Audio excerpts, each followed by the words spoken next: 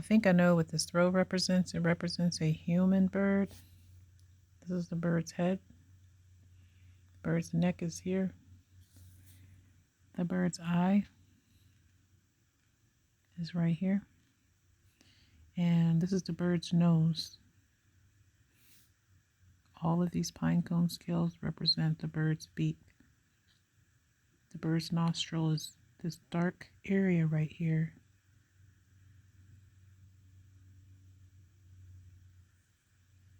And so, yeah.